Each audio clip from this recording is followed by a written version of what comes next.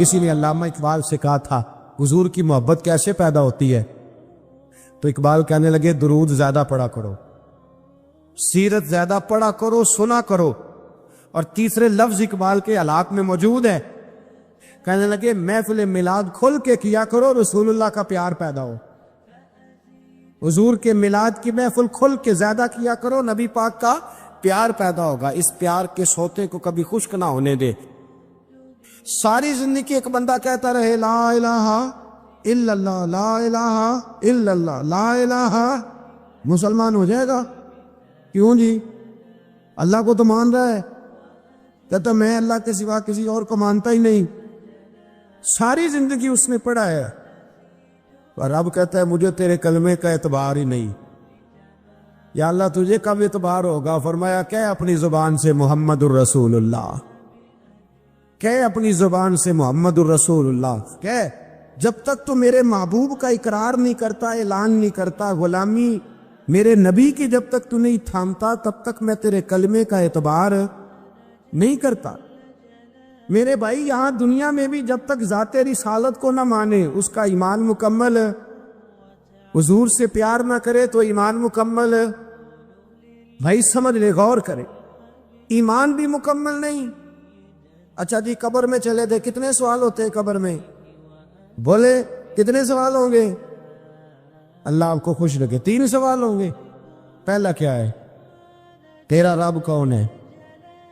میں مثال دینے لگا ہوں، کسی نے انکار کر دیا، کہنے لگا ہا ہیتا لا ادری، میں نہیں جانتا، تو اللہ کو نہیں مانتا تو چاہیے نا رب جہنم میں ڈال دے، پر اللہ نے دوزخ میں نہیں ڈالا، نہیں ڈالنا۔ ابھی دوسرا سوال پوچھو، ما دینو کا، تیرا دین کیا ہے؟ ہا ہیتا لا ادری، کافر ہے، منافق ہے، فاسق ہے، کہتا ہائے افسوس میں نہیں جانتا۔ چاہیے تھا نا دین نہیں جانتا دوزخ میں ڈالا جائے، لیکن اللہ ابھی دوزخ میں، ابھی جہنم کا گڑھا نہیں بنی۔ فرمایا تیسرا سوال پوچھو، حضور کا چہرہ دکھایا، ما کنتا تقول فی حق ھذا الرجل، ان کے بارے میں کیا کہتا تھا؟ اس نے کہا میں نہیں جانتا۔ اللہ نے فرمایا تو میرے نبی کو نہیں جانتا، پکڑو اس کو جہنم میں داخل کر دو۔ نہ اپنی ذات کے انکار پر دوزخ میں بھیجا، نہ دین کے انکار پر، کہا میرے مصطفیٰ کو نہیں مانتا، ڈالو اس کو جہنم کے اندر۔ تمام کتب حدیث، تمام بخاری سے لے کر طبرانی تک، تمام کتب حدیث میں اسی رنگ میں روایت ملے گی۔ قبر میں بندہ گیا، مومن ہے، مسلمان ہے، نمازی ہے، 10 حج کیے، 15 عمرے کیے، زکاتیں، صدقات، خیرات، عبادات، نفل، نماز، داڑھی، حج، عمرہ، بڑا کچھ۔ ہاں بھائی من ربو کا، اس نے کہا ربی اللہ، اللہ میرا، اس کو جنت کوئی نہیں ملی، ابھی جنت کی کھڑکی۔ دوسرا سوال پوچھو، ما دینو کا، میرا دین کیا ہے؟ دینی الاسلام، میں اسلام کو مانتا ہوں، جنت مل گئی۔ پورے کے پورے دین کو مان رہا ہے، نماز کو مان رہا ہے، حج کو مان رہا ہے، زکوٰۃ کو مان رہا ہے، عبادات کو مان رہا ہے، ہر چیز کو مان رہا ہے، لیکن جنت ملی۔ فرمایا تیسرا سوال پوچھو، حضور کا جلوہ بدوحا دکھایا۔ کچھ لوگ غلط ترجمہ کرتے ہیں، یہاں بھی کہتے ہیں پوچھا جائے گا یہ کون ہے، یہ لفظ نہیں ہے، ما کنت تقول فی حق ھذا الرجل۔ اللہ فرمائے گا یہ بتا دنیا میں میرے نبی کو کیا کہا کرتا تھا، ان کے بارے میں تو دنیا میں کیا کہا کرتا تھا۔ تو جو کہا کرتا تھا وہ کہہ کے اسی وقت پکار اٹھے گا کہ میں کہا کرتا تھا یا نبی پکارا کر، میں یہ کہا کرتا تھا یا نبی، میں یہ کہا کرتا تھا کہ دشمن احمد پہ شدت کیجئے، ملحدوں سے کیا مروت کیجئے، اور شرک ٹھہرے جس میں تعظیم حبیب، اس پورے مذہب پہ لعنت کیجئے، اور مثل پارس زلزلے ہو نجد میں ذکر آیاد ولادت کیجئے، اور غیظ میں جل جائے بے دینوں کے دل، یا رسول اللہ کی کثرت کیجئے، یا رسول اللہ کی کثرت میں یہ کہا کرتا تھا۔ اچھا اس نے اللہ کو مانا، دین کو مانا، جنت نہیں ملی۔ جب کہنے لگا نا ہوا محمد الرسول اللہ صلی اللہ علیہ وسلم، جب حضور کو پہچانا، حضور کو، نبی پاک کو پہچانا، تو فرمایا نہیں میرے یار کو جانتا ہے، اب کھول دو جنت کا دروازہ۔ تو بھائی مغز قرآن، روح ایمان، جان دین، ہست حب رحمت للعالم. حضور کی محبت اصل ہے دین کی. قرآن مجید سورہ توبہ آیت نمبر 24. کوئی تفسیر نہ پڑھیں، صرف اس آیت کا ترجمہ پڑھیں. فرمایا محبوب کہہ دے تمہارے باپ بھی، تمہارے بیٹے بھی، تمہارے بھائی بھی، تمہاری عورتیں بھی، تمہارا سارا ہی خاندان. بات ہی ختم کر دی. تمہارا سارا ہی خاندان. واموال اقترفتموها، اور تمہارا کمایا ہوا مال. وتجارۃ تخشون کسادها، اور تمہاری وہ تجارت جو تم نے محنت کر کے کاروبار چمکایا ہے اور تم ڈرتے ہو کہ نقصان نہ ہو جائے. ومساکن ترضونها، اور تمہارا وہ رہنے کا مکان جو تمہیں بڑے پسند ہیں. یہ ساری چیزیں گنوا کے کہا احب الیکم من اللہ ورسولہ، اگر یہ چیزیں تمہیں خدا سے زیادہ پیاری ہو اور خدا کے رسول سے زیادہ پیاری ہو، وجہاد فی سبیلہ، اور ان کے رستے میں جہاد سے زیادہ پیاری ہو، پھر کیا کرو؟ فتربصوا، انتظار کرو، حتی یاتی اللہ بامرہ، یہاں تک کہ اللہ تم پر اپنا عذاب لے آئے گا. اگر تمہیں تمہارے باپ، تمہارے بیٹے، تمہاری اولاد، تمہارا کنبہ، تمہارا خاندان اگر مصطفیٰ کریم سے زیادہ پیارا ہوا تو پھر اللہ کیا کرے گا تم پر؟ اپنا اللہ عذاب نازل کرے گا تم پر. اگر یہ چیزیں تمہیں خود رسول پاک نے بیان کیا اور لفظ انداز دیکھیے حدیث پاک کا، لا یؤمن احدکم حتی اکون احب الیہ من والدی وولدہ، تم میں سے کوئی اس وقت تک مومن ہی نہیں ہو سکتا جب تک میں اسے اس کے ماں باپ اور اس کی اولاد والناس اجمعین، اور بات ہی ختم کر دی. فرمایا جب تک سب لوگوں سے بڑھ کر مجھ سے پیار نہ کرے اتنی دیر تک مومن ہو سکتا. حضرت عمر حضور کی بارگاہ میں آئے، عام آدمی نہیں، جناب فاروق اعظم. نبی پاک صلی اللہ تعالی علیہ وسلم کی یہ حدیث سنی تو حاضر خدمت ہوئے. کہنے لگے یا رسول اللہ صلی اللہ علیہ وسلم، میں ہر چیز سے بڑھ کر آپ سے پیار کرتا ہوں، اور میں خالی نعرے لگانے والا نہیں، میں گھر سے تجربہ کر کے آیا ہوں. میں نے اولاد سامنے رکھی ہے، پھر آپ کا پیار سامنے رکھا ہے. حضور مجھے اولاد نہیں زیادہ پیاری، آپ زیادہ پیارے ہیں. اولاد زیادہ پیاری نہیں، ہم نے بھی کبھی سامنے رکھی ہے. اولاد اور حضور کا پیار ہے. جی میں حدیث پاک بیان کر رہا تھا تو روک گیا ہوں اچانک ہی. رکھی ہے کبھی سامنے؟ جی اگر رکھی ہوتی نا تو بیٹے کو پہلے بٹھا کے اس کو کہتے بیٹے پہلے قرآن سیکھ، پہلے حضور کا فرمان سیکھ. بیٹا جیسے ہی بڑا ہوتا کمپلیں داڑھی کی نکلتی، اگر حضور سے پیار ہوتا تو اماں اسے کہتی بیٹا داڑھی نہ مڈانا. یہ مصطفیٰ کا طریقہ ہے.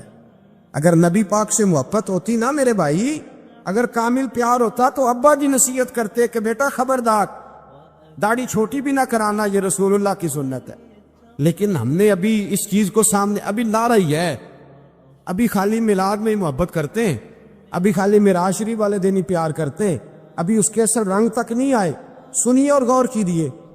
حضرت عمر عرض کرنے لگے یا رسول اللہ صلی اللہ علیہ وسلم، میں نے اولاد سامنے بٹھائی ہے، پھر آپ کا چہرہ سامنے لایا ہوں. حضور مجھے اولاد نہیں پیاری، آپ ہی زیادہ پیارے. پھر عرض کی حضور میں نے کل کمائی، کل جمع پونجی لا کے اپنے سامنے رکھی ہے، مجھے مال پیارا نہیں، آپ زیادہ پیارے.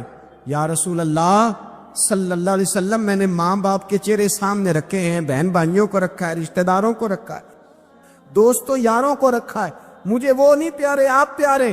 اور حضور پھر میں نے اپنا علاقہ اور قبیلہ بھی سامنے رکھا ہے. حضور مجھے وطن سے پیار نہیں، آپ سے پیار ہے. اور محبوبہ حد ہو گئی، میں نے اپنی عزت بھی سامنے رکھی ہے، عزت بھی. لیکن محبوبہ مجھے عزت نہیں پیاری، آپ زیادہ پیارے ہیں. حق پسند لوگ تھے، سچی بات کرنے والے. حضرت عمر کہنے لگے یا رسول اللہ صلی اللہ علیہ وسلم، پھر میں نے اپنے نفس کو، اپنی جان کو، اپنی روح کو سامنے رکھا ہے. مجھے لگتا ہے کہ جان مجھے زیادہ پیاری ہے. یہ نہیں کہا کہ زیادہ پیاری ہے، مجھے سمجھ رہے ہیں بات کو؟ مجھے لگتا ہے کہ جان مجھے آپ سے. میرے رسول پاک نے دست مبارک اٹھایا اور جناب عمر کے سینے پہ مارا، فرمایا عمر جا، ابھی تو تیرا ایمان ہی مکمل نہیں ہوا. اگر تو اپنی جان سے بڑھ کر مجھ سے پیار نہیں کرتا تو تیرا ایمان مکمل ہے، تیرا ایمان مکمل ہے، تیرا ایمان مکمل حضرت عمر کہتے حضور کا ہاتھ لگا تو میں نے اعلان کیا، میں نے کہا محبوبہ تیرے دست مبارک نے خیر کر دی ہے، حضور اب مجھے آپ جان سے بھی زیادہ پیارے ہو گئے، آپ اشارہ کریں میں جان قربان کرنے کو بھی تیار ہوں۔ آپ مجھے اصل میں نا ٹی وی پہ بیٹھتا ہے ایک اینکر بیچارہ جو 3 لاکھ روپیہ تنخواہ لیتا ہے یا 6 لاکھ، اس نے حق حلال کرنی ہوتی ہے اپنی کمائی، ٹی وی پہ بیٹھا ہے بیچارہ، نہ اس کو دین کے حروف ابجد کا پتہ ہے، وہ ٹی وی پہ بیٹھا ہے، اب جس پارٹی سے پیسے لیتا ہے اس کا وہ نمک خاری کا حق ادا کرتا ہے۔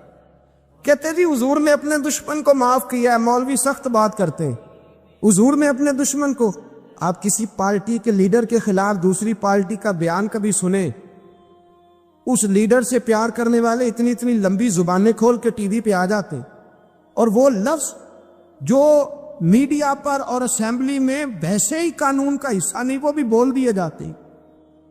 لوگ ان معاملات میں بھی حمایت کرتے ہیں اپنے لیڈروں کی جن میں حمایت بنتی ان میں بھی، اور ذات رسالت کی بات آتی ہے تو کہتے ہیں نہیں حضور نے معاف کیا ہے، مولوی جذباتی ہوتا ہے، یہ ایسے تو نہیں نہ ہوتا، تجھے اصل میں پتہ نہیں، تو پیار کرتا ہے ڈالر سے، تو پیار کرتا ہے شہرت سے، اور جو پیار کرتے ہیں نا مدینے کے ٹکڑوں سے، جو کھاتے ہیں نا رسول اللہ کے نام کا صدقہ، جو حضور کے نام کا، امیر ملت پیر جماعت علی شاہ صاحب محدث علی پوری رحمت اللہ علیہ فرماتے پاکستان بن رہا تھا تو اس وقت تو یہی بتایا گیا تھا نا کہ پاکستان کا مطلب کیا، پاکستان کا مطلب کیا، لا الہ الا اللہ، کہتے یہ بتایا گیا تھا۔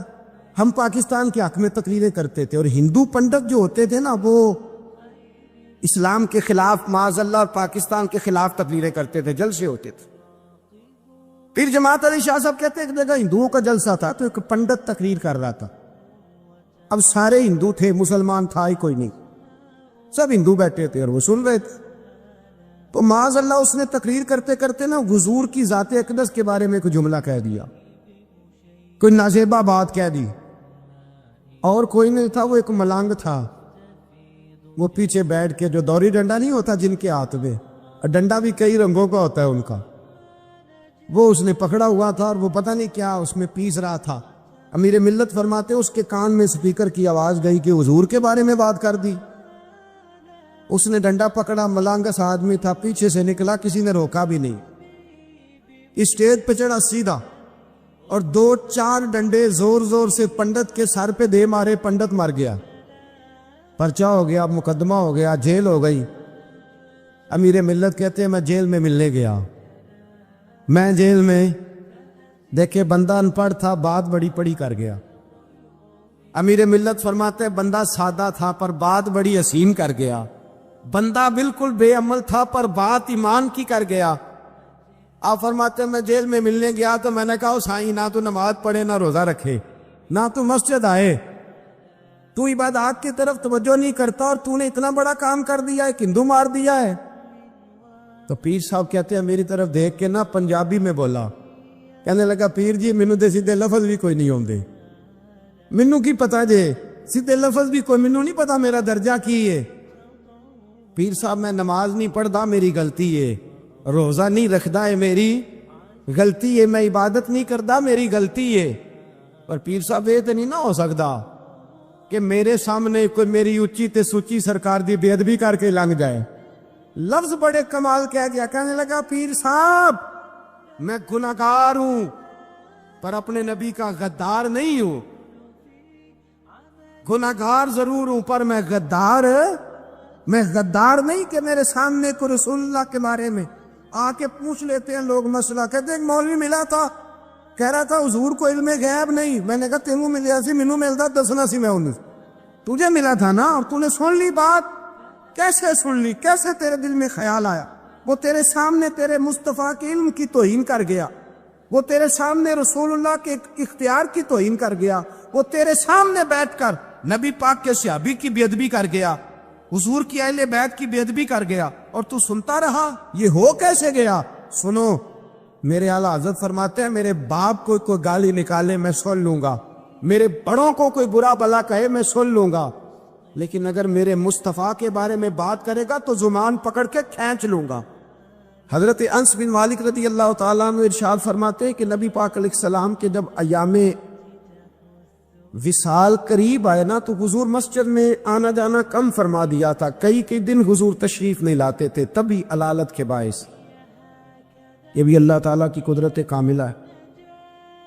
فرماتے ایک دن نا پیر شریف کا دن تھا اور فجر کی جماعت تھی، اور جناب ابو بکر صدیق نماز پڑھا رہے تھے۔ اچانک نا حضور کا دل کیا غلاموں کو دیکھنے کو، تو حضور نے نا حضرت عائشہ صدیقہ کے مکان کے حجرے کا پردہ سرکا کے نا تو غلاموں کو دیکھا۔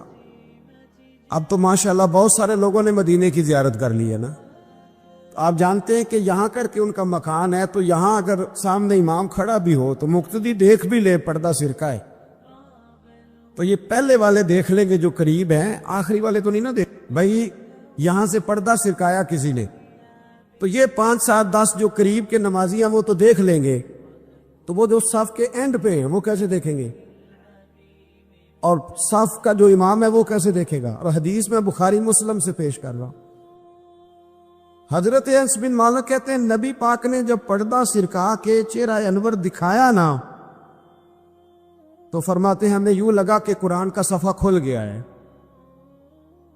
آپ فرماتے ہیں جب ہمیں لگا نا قرآن کا صفحہ کھل گیا تو حضرت ابو بکر صدیق نے چاہا کہ نماز چھوڑ کے پیچھے آ جائے تاکہ حضور امامت کرائیں، تو حضرت انس بن مالک فرماتے ہیں اجتماعی طور پر سب کا یہاں تک ہم پہنچ گئے تھے کہ شاید چند سیکنڈ اور گزریں گے تو ہم نماز توڑ دیں گے، فرض نماز توڑ دیں گے۔ ویسے کسی صوفی کا شعر پڑھیں تو لوگ اعتراض کرتے ہیں، اب حدیث سنا کے پڑھ لو خیر ہے، ویسے کسی صوفی کا شعر پڑھیں تو لوگ کہتے ہیں دیکھو جی بابے نے کیا کہہ دیا، یہ حدیث بخاری ہے اور بابا اس کا ترجمہ کرتا ہے۔ حضرت خواجہ صاحب فرماتے ہیں نماز پڑھا کہ میں تیں وال ویکھاں، کیا انداز گفتگو ہے، کہنے لگے نماز پڑھا کہ میں تیں وال ویکھاں مینوں کعبہ بھول گیا آئی، نماز پڑھا کہ میں تیں وال دیکھاں مینوں کعبہ بھول گیا آئی، بھول کے سب سوم صلاتاں ہکو یار دا فکر پہ آئی، مینوں بھول گئیاں سب سوم صلاتاں ہکو یار دا، نماز پڑھا کہ میں تیں وال ویکھاں مینوں کعبہ بھول گیا آئی۔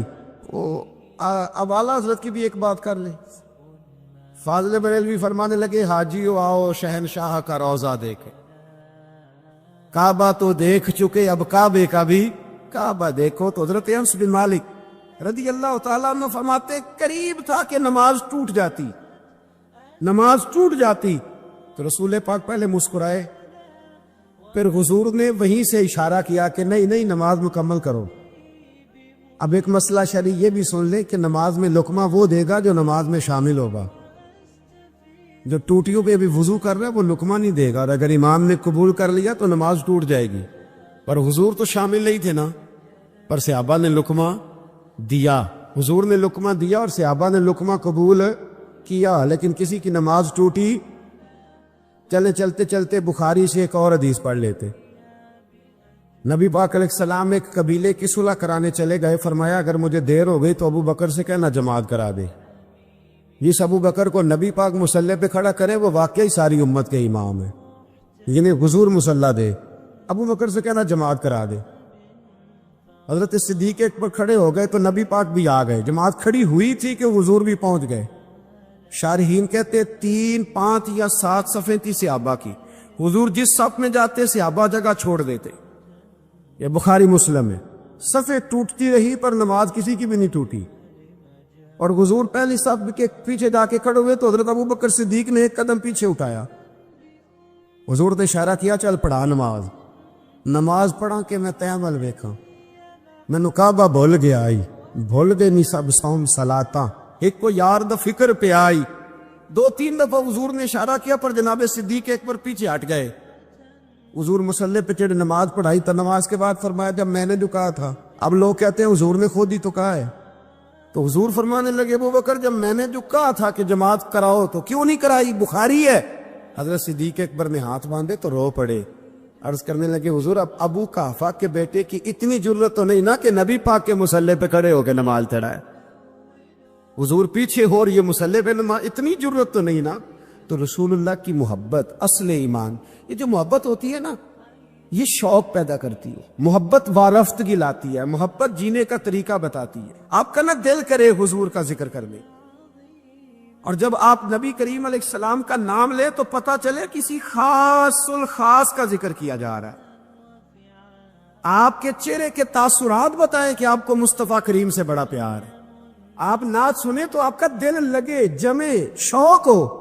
آپ مدینہ، ایک صاحب آئے مدینہ شریف سے مجھے ملنے کے لیے، واپس آئے تو کہنے لگے حضرت صاحب آپ، میں نے ارادہ کیا ہے غریبوں کی مدد کروں گا، یتیموں کی مدد کروں گا، عمرہ میں نے کر لیا. میں نے کہا یار یہ بات تیری ٹھیک ہے، نفل یا عمرے سے بہتر تھا غریب کی مدد کرتا، پر تو یہ نہ کہے کہ میں نے اب جانا نہیں، یہ اچھا نہیں لگتا.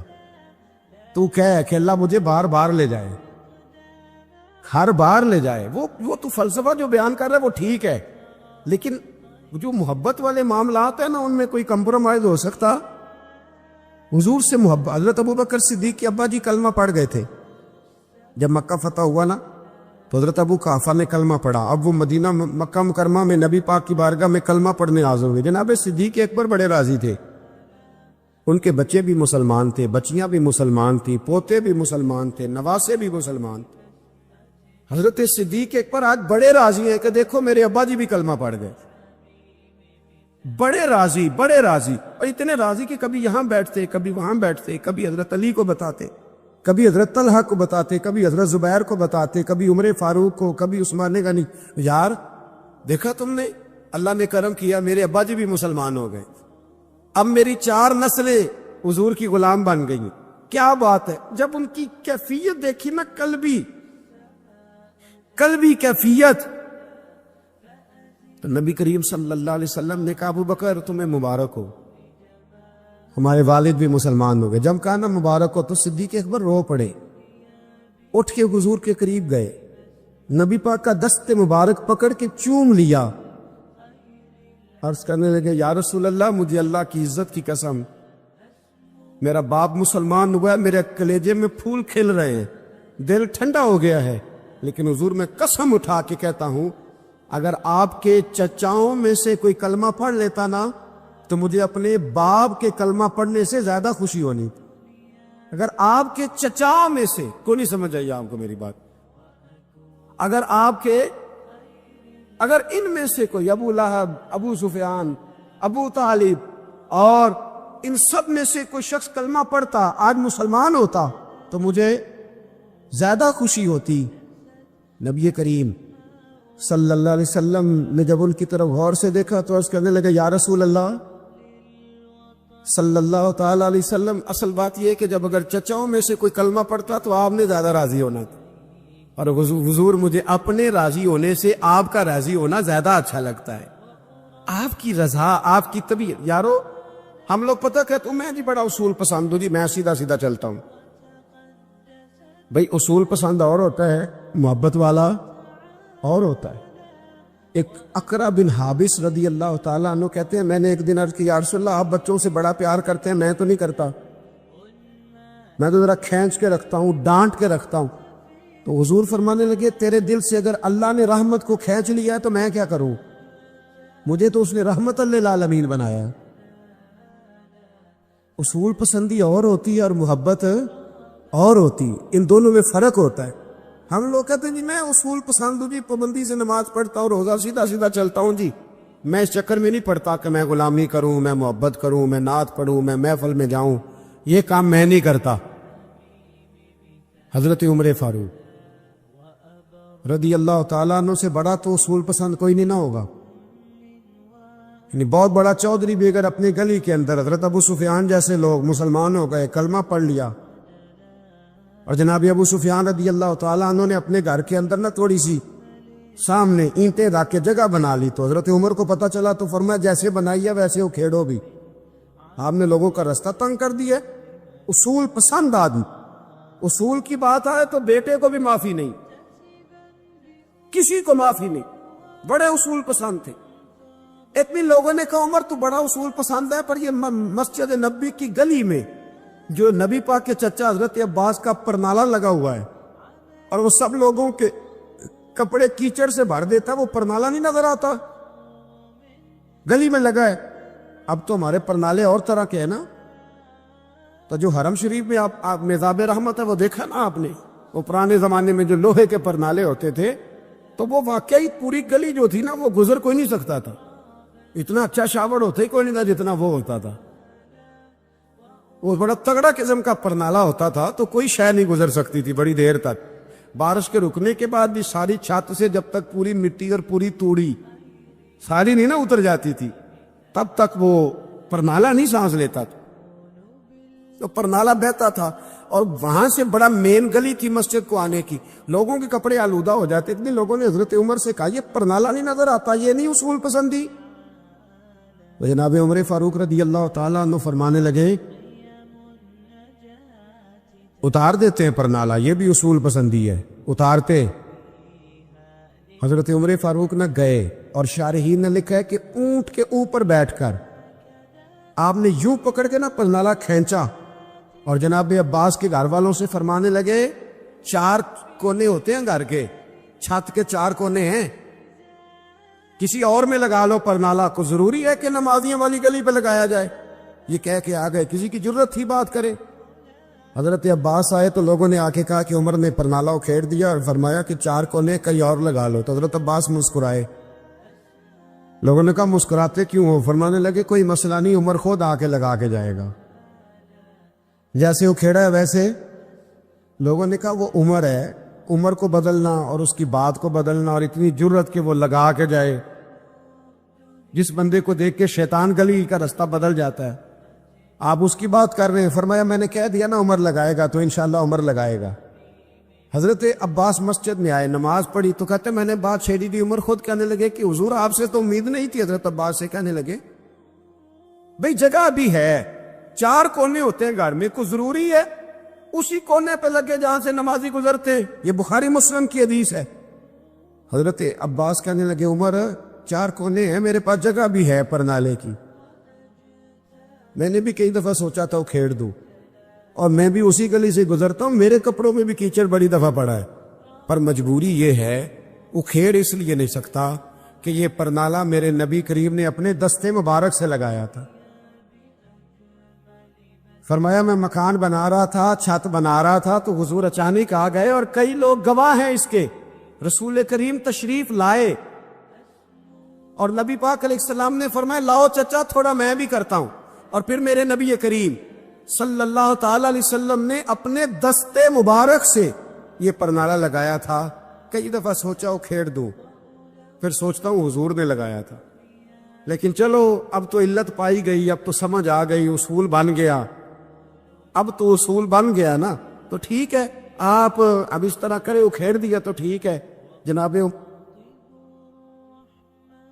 کہنے لگے پہلے کیوں نہیں بتایا؟ بھئی وہ نمازیوں پہ چیٹے پڑتے ہیں, گلی کا رستہ ہے. فرمایا رست پڑتے ہیں تو پڑھتے رہے, آپ نے بتایا کیوں نہیں؟ حضرت جناب عباس کہنے لگے کہ آپ کا کیا خیال ہے کہ میں یہ کروں گا کہ لوگوں پہ چیٹے پڑے اور مجھے پرواہ نہ ہو؟ حضور نے لگایا تھا. حضرت عمر فاروق نے نا جناب عباس کا بازو تھاما, تن تندور تے ہڈاں دا بالن, بازو تھاما, اور تھام کے نا اسی جگہ لے گئے جہاں پرنالا کھیڑا تھا. پہلے تو اونٹ پہ چڑھ کے لگایا تھا نا, تو اب کہنے لگے حضرت عباس سے کہ آپ نا میرے کندھوں پہ چڑھ گئے, میرے کندھوں پہ تن تندور تے ہڈاں دا بالن, اسی ہاواں نال تپایا, کپ کپ مکیاں پیڑے کیتے, اتوں عشق پلے تھن لایا, تن دا سالن تے من دی ہانڈی, لون صبر دا پایا, غلام فریدہ وے میں ساری تیری, تینوں اجے یقین نہیں آیا؟ فرمایا خود لگائیے. حضرت عباس رضی اللہ تعالیٰ عنہ وہ پرنالا لگا کے اترے. حضرت عباس بھی رو رہے تھے اور جناب عمر بھی رو رہے تھے, آنکھوں میں آنسو تھے. فرمایا ہم یہ نہیں دیکھیں گے کہ علت کیا ہے, وجہ کیا ہے, ہم تو یہ دیکھیں گے کہ رسول اللہ کی نسبت کیا ہے. نبی کریم علیہ السلام کے دستے مبارک لگ گئے, ساری وجوہات ختم ہو گئی. اب جس کے کپڑوں میں پانی پڑتا ہے پڑے, جس کو تکلیف ہوتی ہے او, لیکن چونکہ یہ رسول پاک صلی اللہ علیہ وسلم نے دستے مبارک سے لگایا ہے, تو مزاج یہ ہے کہ جہاں بات آئے گی ذات رسالت کی، وہاں باقی کے قانون چھوڑ دیے جائیں، وہاں باقی کے معاملات چھوڑے جائیں گے، وہاں تکلف سے نکلا جائے۔ ایک صحابی تھے حضرت عتبان بن مالک نام تھا، نابینا ہو گئے آخری عمر میں، حضور کی بارگاہ میں حاضر ہوئے، عرض کرنے لگے یا رسول اللہ صلی اللہ علیہ وسلم، میری خواہش ہے کہ آپ میرے گھر بھی تشریف لائیں۔ حضور صلی اللہ علیہ وسلم نے فرمایا کل ظہر کے بعد آئیں گے، کتنے لوگ آ جائیں؟ عرض کی حضور ظہر کے نمازی آ جائیں۔ جتنے لوگ تھے نا ظہر کے وقت، نبی کریم ان کو لے کے نا ان کے گھر گئے۔ یہ حضرت ابو ہریرہ حدیث کے راوی ہیں، مسلم شریف میں موجود ہے۔ حضرت ابو ہریرہ کہتے ہیں جب ہم ان کے گھر گئے تو وہ جذباتی ہو گئے، کسی نے کان میں بتایا حضور آ گئے تو جذباتی ہو گئے، تو نعرے لگاتے ہیں، کہتے ہیں لوگو آؤ ذرا میرے گھر کی طرف تو آؤ، دیکھو تو صحیح جو کائنات میں سب سے زیادہ عزت والے ہیں وہ میرے مہمان بنے ہوئے، آؤ ذرا۔ یہ جذباتی پن میں جب آپ میں آتا ہے نا بھائی، جب آپ میں آتا ہے کہ بڑی ساری چیزیں، اس نے کہا تھا عشق ایک ڈھونگ ہے، اور میں نے کہا تجھے عشق ہو خدا کرے، پھر کوئی تجھے اس سے جدا کرے، تو اسے تسبیحوں پہ پڑھا کرے، تو اسی کا نام جپا کرے، تو گلی گلی پھرا کرے، پھر میں کہوں کہ عشق ایک ڈھونگ ہے اور تو نہیں کہا کرے۔ یہ تو باتیں ہوتی ہیں کنارے پہ کھڑے ہو کے، جب بندہ غوطہ زن ہوتا ہے پھر پتہ چلتا ہے پانی کتنا کتنا ہے۔ حضرت عتبان بن مالک کہنے لگے جو سب سے زیادہ معزز ہے وہ میرے گھر ہیں، اور پھر انہوں نے پورے محلے کی دعوت بھی پکائی، اور صحیح حدیث میں موجود ہے حضرت عتبان بن مالک سے حضور نے فرمایا بلایا ہے تو بتاؤ کیا حکم ہے ہمارے لیے؟ عرض گزار ہوئے، کہنے لگے یا رسول اللہ گھر کے کسی کونے میں 2 رکعتیں نماز پڑھ دیں، میں جب تک زندہ رہوں گا وہاں سجدے ہی کرتا رہوں گا۔ میری بات کی سمجھ آ رہی ہے؟ ہمارے بزرگوں نے نا صدیوں محنت کی لوگوں کے دلوں میں نبی کریم کی محبت پیدا کرنے کے لیے۔ آج بھی جو نوجوان داڑھی نہیں رکھتا، نماز نہیں پڑھتا، کلین شیو ہے، مسجد میں رہتا ہے، مسجد میں نہیں آتا، لیکن اس کی بھی نا نبی پاک کے ساتھ دلچسپی بڑی مضبوط ہوتی۔ میں نے دیکھا ہے جب حضور کا نام آتا ہے تو چہروں کے رنگ بدل جاتے۔ یہ مطلب صرف میرا تو دعویٰ نہیں نا کہ میری پگڑی کے نیچے سارا عشق چھپ گیا ہے، یہ آپ کیسے قید کر سکتے ہیں؟ ابھی تک میں آپ کو حدیثیں سنا رہا تھا، اب ایک بات سناتا ہوں امیر ملت پیر جماعت علی شاہ صاحب۔ پاکستان کا مطلب کیا؟ تانوں کنے دسی یہ گل؟ تسی سو پاکستان بنانے، اب تو آپ کی جماعتیں کہتی ہیں جمہوریت کے لیے، اب تو سارے کہتے ہیں جمہوریت نہیں ختم ہو، وہ کس بلا کا نام ہے جی؟ اگر جمہوریت کے لیے پاکستان بنایا تھا تو ہندوستان کی جمہوریت تو آج بھی پاکستان سے اچھی ہے۔ ہاں آج تک وہاں کوئی ڈکٹیٹر نہیں آیا۔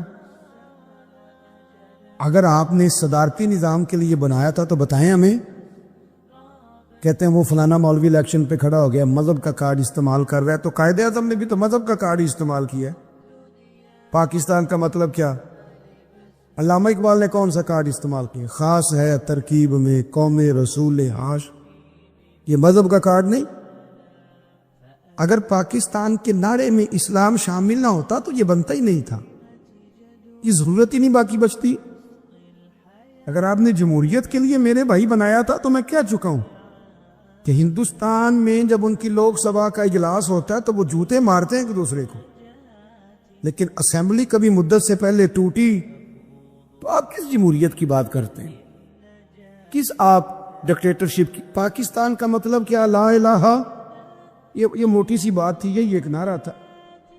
امیر ملت علیہ رحمہ فرماتے ہیں پیر جماعت علی شاہ صاحب کے ہم نہ مسلمان علماء اور مشائخ یہ تقریریں کرتے تھے کہ پاکستان بنے گا تو دین نافذ ہوگا، غریب امیر ایک برابر ہو جائیں گے، انصاف دروازوں پہ ملے گا، تقریریں کرتے اور نبی کریم علیہ السلام کے نظام کی فضیلت بیان کرتے۔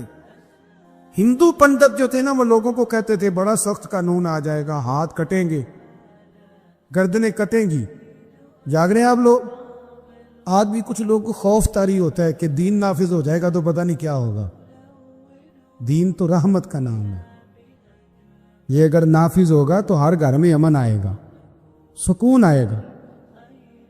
ایک جگہ نا ہندوؤں کا جلسہ تھا، امیر ملت کے حالات میں لکھا ہے، ہندوؤں کا جلسہ تھا تو وہاں سارے ہندو ہی تھے، ہندو پنڈت ہی تقریر کر رہا تھا، کوئی مسلمان نہیں تھا۔ ایک بابا جی بیٹھے تھے، وہ بابے نہیں ہوتے جن کے پاس رنگین ڈنڈا ہوتا ہے، نہیں پتا آپ کو؟ رنگین ڈنڈے والے ایک بابا جی پیچھے بیٹھے تھے۔ تو ہندو پنڈت نے تقریر کرتے کرتے نا معاذ اللہ ثم معاذ اللہ نقل کفر کفر نہ باشر، حضور کی شان اقدس میں نا کوئی کمزور جملہ کہہ دیا۔ تو بابا نا اس کے کانوں میں آواز گئی اس بندے کی، وہ جن کے پاس کئی رنگوں کا ڈنڈا ہوتا ہے، وہ آیا اور پیچھے سے سٹیج پہ چڑھ گیا۔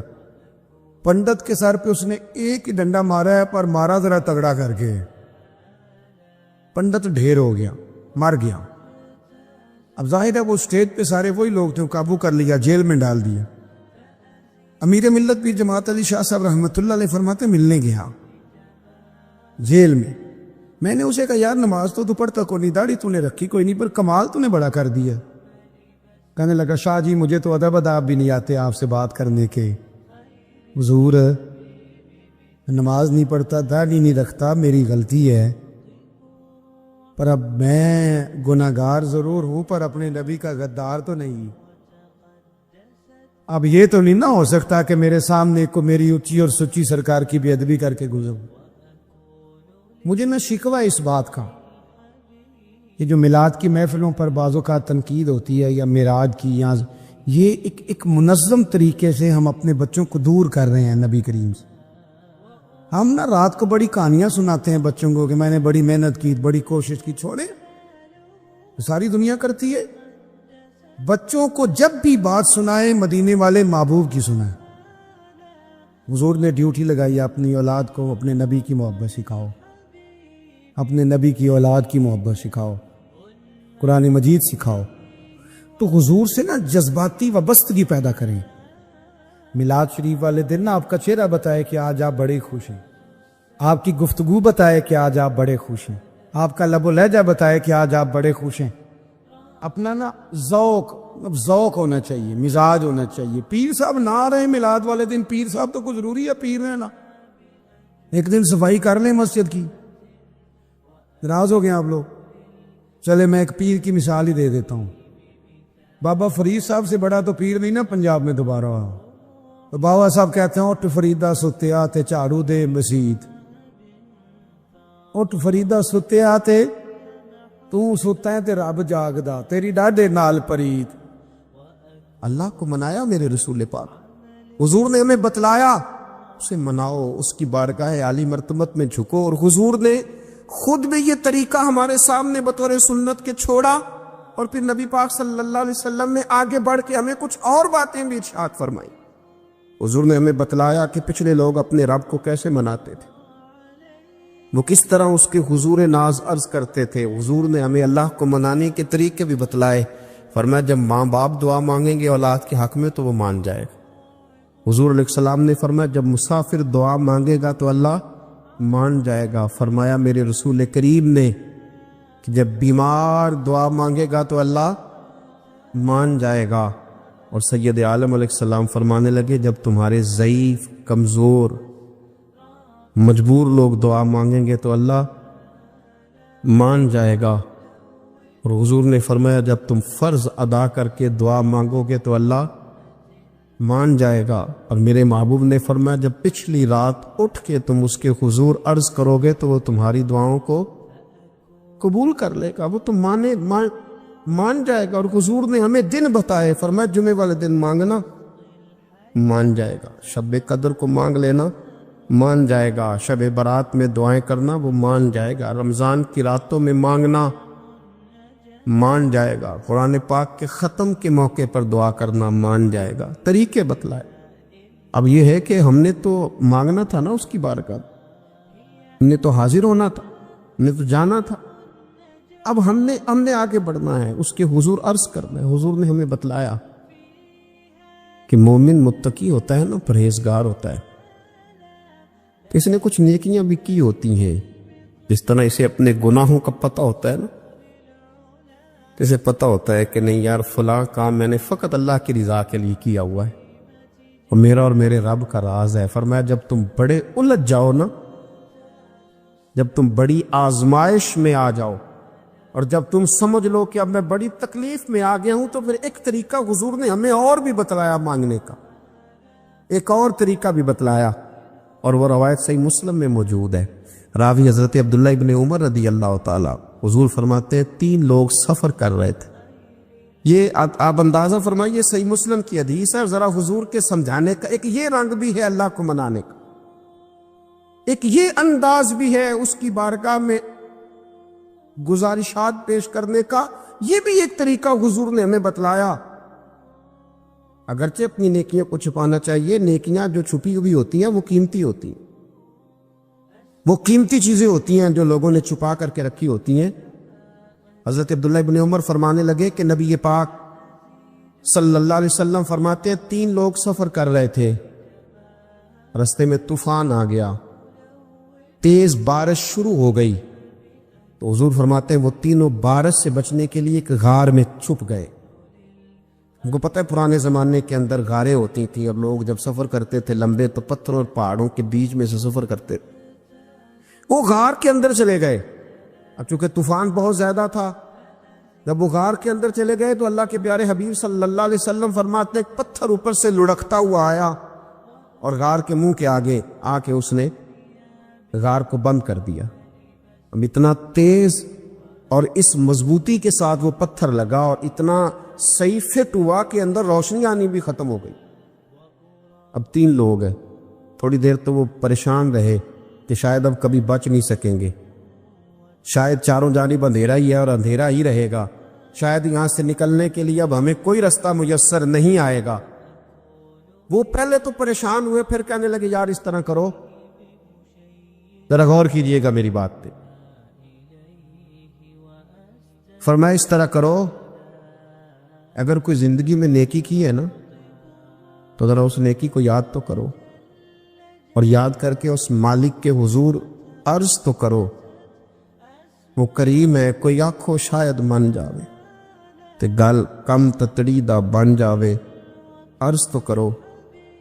ان میں سے یہ آپ اندازہ فرمائیے، یہ بات بیان کر رہا ہے، یہ مدینے والے رسول بیان کر رہے ہیں، یہ نبی پاک علیہ السلام نے بیان فرمایا، یہ وہ کہانی ہے جو ہمیں ہمارے نبی پاک نے سنائی، رسول کریم علیہ السلام نے ہمیں بتلائی، یہ داستان محبت۔ حضور فرمانے لگے ایک نے ان میں سے ہاتھ اٹھائے اور اس نے انداز کیا چھیڑا، عرض کرنے لگا اللہ تو جانتا ہے نا میں نے بکریاں رکھی ہیں، میں غریب ہوں، مزدور ہوں، اور مالک تو یہ بھی جانتا ہے کہ میرے بچے بھی ہیں، بیوی بھی ہے، اور میں جب بھی گھر لوٹا ہوں تو دودھ میں نے بچوں اور بیوی کو پہلے نہیں دیا، بوڑھے ماں باپ کو پہلے دیا۔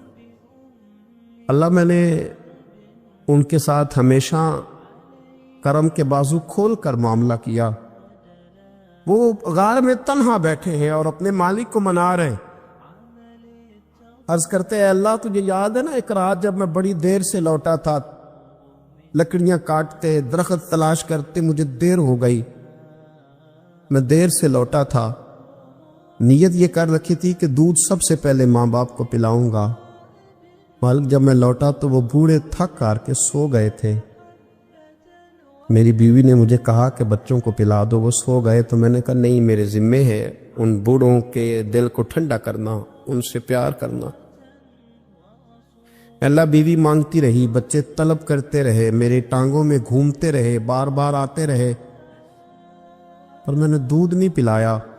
اے مالک فجر ہو گئی، آفتاب طلوع ہونے کا وقت آ گیا، پر میں نے ماں باپ کے بیدار ہونے کا انتظار کیا۔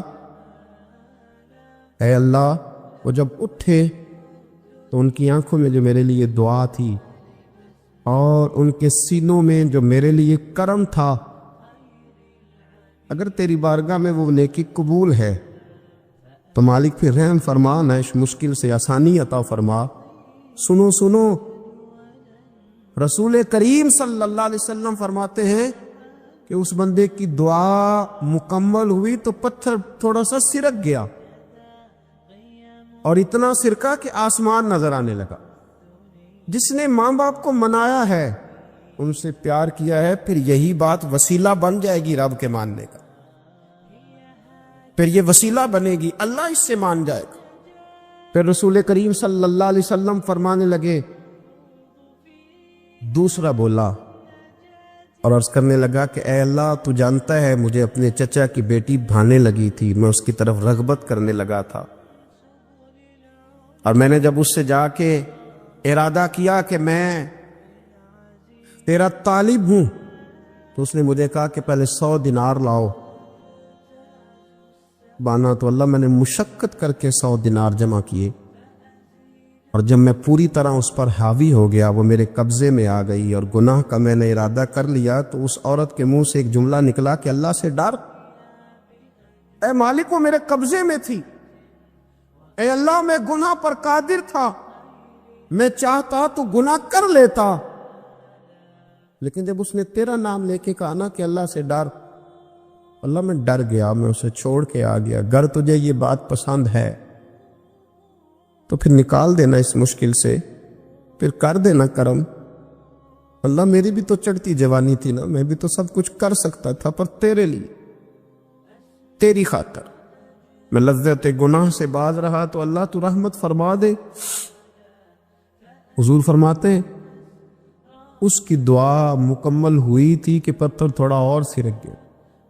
پھر تیسرا بولا، اور اس نے بول کے کہا، اے اللہ ایک مزدور کو، ایک دیہڑی دار کو، ایک غریب کو میں نے کام پہ رکھا ہوا تھا، یہ تیرا اور میرا راز ہے اللہ۔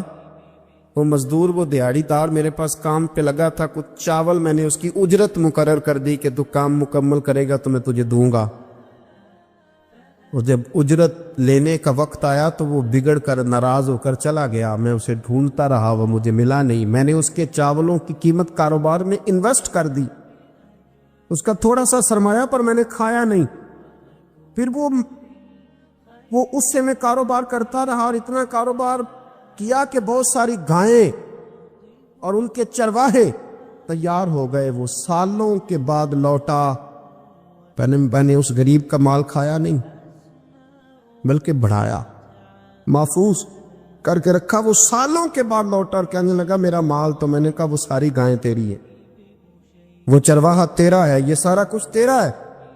تو کہنے لگا تو مجھ سے مذاق کرتا ہے، میں غریب کہاں اور گاؤں اتنی بڑی گائیں کہاں، تو مذاق کرتا ہے؟ تو میں نے کہا مذاق نہیں، میں نے اپنے رب سے ڈر کے تیرے مال کی حفاظت کی، یہ تیرا ہے۔ اے اللہ میں کھا بھی تو سکتا تھا نا، پر تجھ سے ڈر کر میں نے وہ سارا محفوظ رکھا۔ اللہ اگر تجھے میری یہ ادا پسند ہے تو پھر آج مان جانا، آج راضی ہو جا۔ اللہ کے رسول فرماتے ہیں اس کی دعا مکمل ہوئی تھی کہ پتھر لڑکا اور ان کے لیے رستہ بن گیا، وہ باہر آ گئے۔ تو حضور نے ہمیں بتلایا کہ وہ تمہاری نیکیاں جو چھپی ہوئی ہیں، وہ تمہاری نیکیاں جو تم نے خالص اللہ کی رضا کے لیے کی ہیں، ان نیکیوں، ان اعمال کا وسیلہ بھی تمہارے رب کے ماننے کا ذریعہ بن جائے گا۔ اس کو منایا جائے، اس کے حضور حاضری دی جائے، اس سے بخشش کا سوال کیا جائے، اس کی بارگاہ میں یہ گزارش کی جائے کہ اللہ غریبوں، مجبوروں، کمزوروں اور ان لوگوں کے صدقے جو اللہ رستہ دیکھ رہے ہیں کہ رستہ کب کھلے گا، جو تیری بارگاہ کرم کے سوالی ہیں، ان کے صدقے تو رحم فرما، تو کرم فرما۔ تو میرے عزیز، ایک اور بات جو اللہ کو منانے کے لیے ہمیں ہمارے پیارے رسول صلی اللہ تعالی علیہ وسلم نے بتلائی کہ جب انسان بہت زیادہ عاجزی کرتا ہے نا، بہت زیادہ عاجزی، تو پھر بھی اللہ مان جاتا ہے۔ جب وہ اس کے حضور بہت عجز کا اظہار کرتا ہے، بہت زیادہ عجز کا اظہار کرتا ہے، وہ ڈر جاتا ہے اس سے۔ وَلِمَنْ خَافَ مَقَامَ رَبِّهِ جَنَّتَانِ، اور میرا جو میرے سامنے کھڑے ہونے سے ڈرے گا، میں اسے 2 جنتیں عطا کروں گا۔ حضرت بابا فرید الدین مسعود گنج شکر بابا صاحب رحمت اللہ علیہ فرماتے ہیں کہ ایک نیک نوجوان تھا، دن کو روزہ رکھتا، رات کو نماز پڑھتا، پر اللہ سے ڈرتا پھر بھی بہت ہی زیادہ تھا، بڑا ہی ڈرتا تھا۔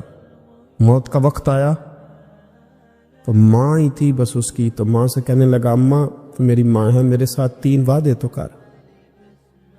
اس نے کہا پتر تو بتا، آخری ہجکی لے رہا ہے اور اس غریبنی ماں سے تو وعدہ لے رہا ہے، بتا کیا وعدہ ہے؟ عرض کرنے لگا اماں جب میں مر جاؤں نا تو میرے گلے میں رسی ڈال کے تو مجھے گھمانا گھر کے صحن میں، اور لوگوں کو کہنا جو رب کی نافرمانی کرے اس کا یہی حال ہوتا ہے۔ یہ اعلان کرنا جو اللہ کے نافرمان ہوں ان کا یہی اشر کیا جانا چاہیے۔ اور اماں پھر دوسرا وعدہ کر، میرا رات کو جنازہ اٹھایا جائے، میں نہیں چاہتا کہ کسی کے منہ سے یہ لفظ نکل جائیں کہ وہ دیکھو اللہ کا نافرمان جا رہا، رات کو میرا جنازہ اٹھانا۔ اور اماں تیسرا میرے ساتھ وعدہ کر کہ لوگ مجھے دفن کر کے آ جائیں گے تو میری قبر پہ چلی جائے گی، عمل میرے پاس کوئی نہیں، پر مجھے لگتا ہے ماں کے قدموں کی برکت سے عرش کا مالک بھی رحم فرمائے گا۔ اماں تو وعدہ کر کہ میرے ساتھ وعدہ کر۔ بابا صاحب رحمۃ اللہ علیہ فرمانے لگے کہ ماں بوڑھی ماں نے وعدہ کر لیا، کہا بیٹے ٹھیک ہے، اگر تیری یہی ضد ہے تو میں تیار ہوں۔ پھر اس نے کلمہ شہادت پڑھا، اس نوجوان کی روح پرواز کر گئی، بوڑھی ماں نے رسی منگائی تو وَلِمَنْ خَافَ مَقَامَ رَبِّهِ جنتان، جو ڈر جائے، اس نے تو کہا تھا نا کہ رسی ڈال کے گھمانا اور کہنا یہ اللہ کا نافرمان ہے، اس کا یہی اشر ہونا چاہیے تھا۔ لیکن جب ماں گلے میں رسی ڈالنے لگی تو گھر کے ہر کونے سے آواز آنے لگی، خبردار یہ رب کا دوست ہے، اللہ کے دوستوں کے ساتھ اس طرح کا معاملہ نہ کیا جائے، اسے چھوڑ دیا جائے۔ اور کہا تمہیں کچھ بھی اور کرنے کی ضرورت نہیں ہے، یہ تو رب کا دوست ہے اور رب کی بارگاہ میں حاضر ہو گیا۔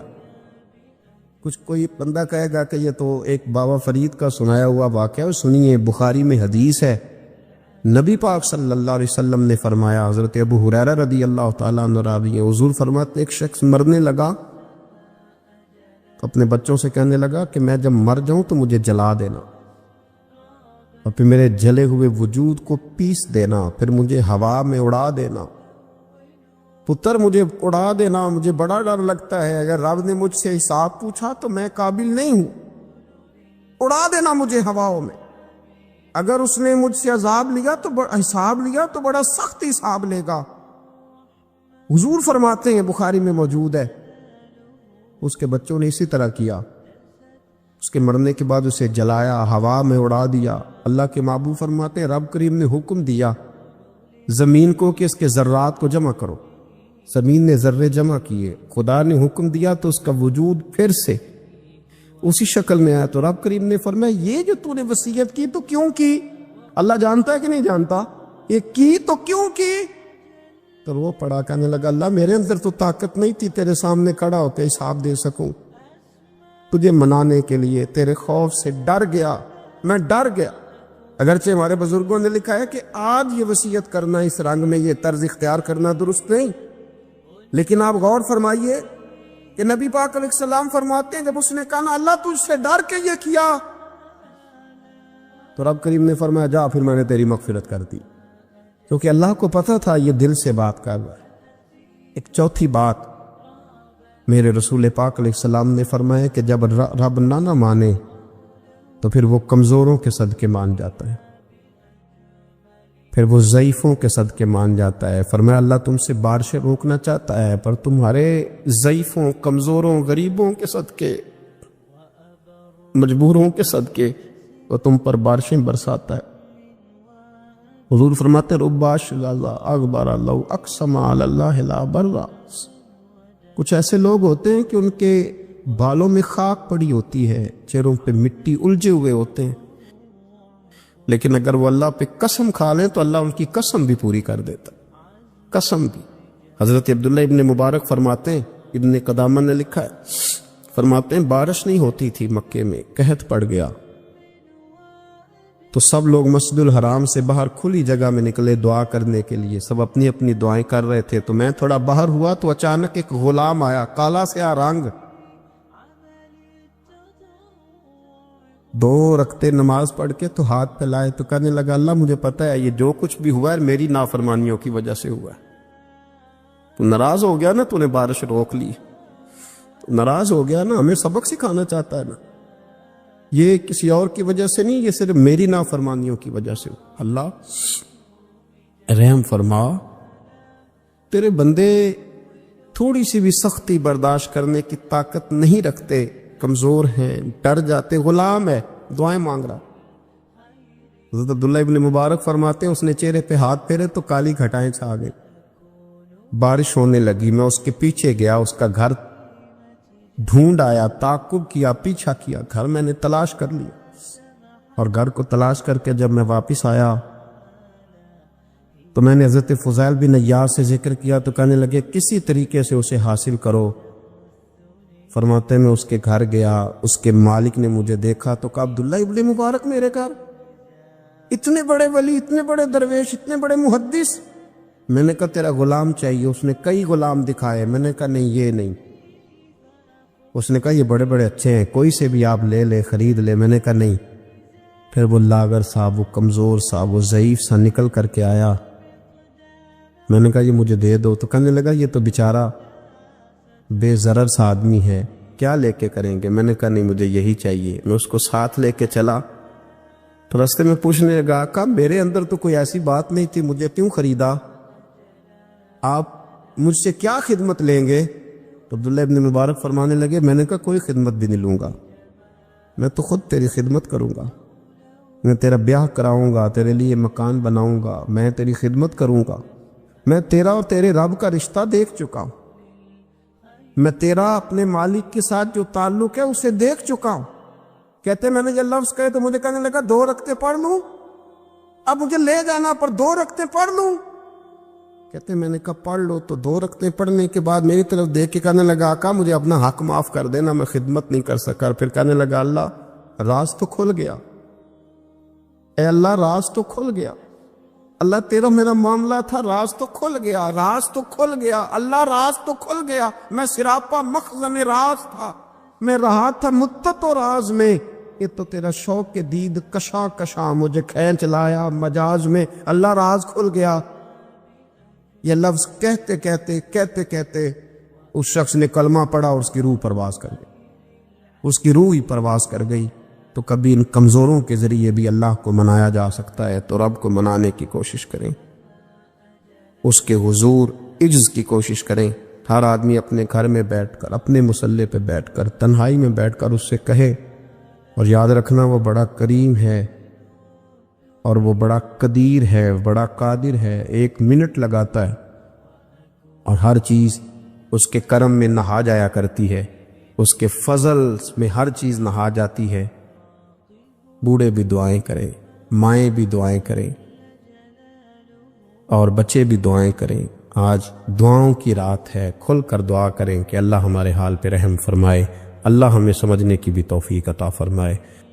اللہم صلی علی سیدنا ربنا ظلمنا انفسنا وَإِن لَّمْ تَغْفِرْ لَنَا وَتَرْحَمْنَا لَنَكُونَنَّ مِنَ الْخَاسِرِينَ اللهم أعني على ذكرك وشكرك وحسن عبادتك ربنا اغفر لي ولوالدي وللمؤمنين يوم يقوم الحساب اللهم أعني على ذكرك وشكرك وحسن عبادتك ربنا اغفر لي ولوالدي وللمؤمنين يوم يقوم الحساب۔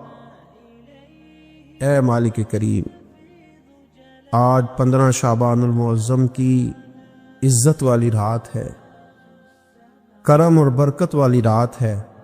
تیرے پیارے حبیب صلی اللہ علیہ وسلم نے ہمیں فرمایا ہے کہ آج کی رات تم کرم مانگو گے تو اللہ تمہیں عطا فرمائے گا، رزق مانگو گے تو عطا کرے گا، بخشش مانگو گے تو عطا فرمائے گا، تم اس سے جس چیز کا سوال کرو گے وہ تمہیں دے گا۔ اے مالک کریم، تیرے عاجز بندے ہیں، جب دنیا سے تھک جاتے ہیں، کمزور پڑ جاتے ہیں، جب ہمارا عجز ہم پر غالب آ جاتا ہے، جب ہماری کمزوریاں ہمارے سامنے واضح ہو جاتی ہیں، تو پھر تیرے حضور حاضر ہو جاتے ہیں۔ اللہ، تیرے بھٹکے ہوئے اور بھاگے ہوئے غلام تیری بارگاہ میں حاضر ہو گئے۔ ہمارے گناہوں کو معاف فرما، ہمارے گناہوں کو معاف فرما، ہمارے گناہوں کو معاف فرما، جو چھپ کر کیے وہ معاف فرما۔ اے اللہ، جو ظاہر ہو گئے وہ بھی معاف فرما۔ اے مالک کریم، جو ہم سے بھول کر ہو گئے وہ بھی معاف فرما، جو ہم نے جانتے بوجھتے شعور رکھتے ہوئے کیے وہ بھی معاف فرما۔ وصلی اللہ تعالی علی حبیبہ سیدنا و مولانا محمد علیہ وسلم۔